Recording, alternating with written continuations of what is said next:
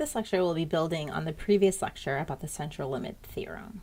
And here I will be defining a very important statistic, the standard error. So I'll give you a little bit of logic about what the standard error is, and I'll provide you with the equation. To get a better sense of this intuition, I highly recommend that you watch the Khan Academy video that's related to standard error, which goes through the math in much more detail than I will here. I'm just going to provide a quick overview in this video. So what is the standard error? The standard error is the standard deviation of the sampling distribution of a statistic. Okay, so what does this mean? The equation for this is S, which is the standard deviation for our sample, right? Over the square root of n, over the square root of our sample size. And today we're going to focus on the standard error of a mean that we have for a population. And in the future, we'll be talking about the standard error of estimates in a regression. So I'm just pointing out here how we'll be using this going forward, just to kind of tuck this in the back of your mind that we'll be coming back to this during our lectures on regression. So to really get at this essence of what a standard error is, let's think through an example a little bit and think about how this relates to the central limit theorem. So imagine that we were to take a number of samples of American women to take an infinite number of samples. So this is a hypothetical example. Obviously, we're not going to really be doing this, but just imagine that you're doing it. Okay, so the population mean height for women is 5'4", so 64 inches is what really at the base population actually is the mean height for American women.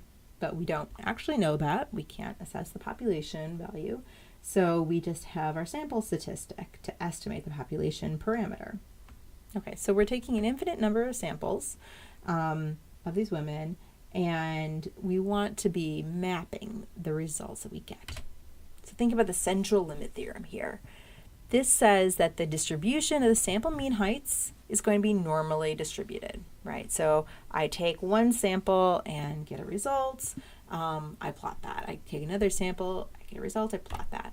Okay, so here is a distribution curve that we would see for all of our samples, right? So this is for all the infinite samples, and you can imagine that the y-axis is the probability of coming up with that result, right? And then you see all the different variations that you might actually get. So with this, the values are normally distributed, right? Meaning that the mean, median, mode are actually at the population average, and that we'd say would be right around 64 inches. That's going to be the most frequent result that we get. It's also going to be the mean result that we get. So that's the most common one that we'll get. But, you know, some of our population or some of our samples just by chance are going to be higher. Some of them are just going to be lower. So we might get some samples where the mean height is only 60 inches or 5 feet. Just by chance, that could happen, right? You could see that result. And you're going to get some that just by chance are much higher than the actual population. So you might get some samples where it's we have a sample of women and it's 5'10", right? So that's much higher than the actual value for the population, but there's always a possibility that just due to chance, you'll get that sample. So note here that as you go further and further away from the mean, that you are having the tails get smaller and smaller. So it means that it's going to be more and more unlikely to get these very extreme values. It's not that hard to draw a sample of, say, somebody who's 5'5", a mean, or a sample that has that mean, but it's pretty unlikely to have a sample drawn of women who are 6 feet tall. But again, it's not impossible to get that sample. So the standard error here, just to think about how this all fits together, is the standard deviation of this curve. It's the standard deviation of these sample means. If you were to plot the infinite number of sample means you get, this would be the sample error. So let's continue and calculate the standard error for an example. With this example, we are looking at mean height again, and we're sampling 100 American women.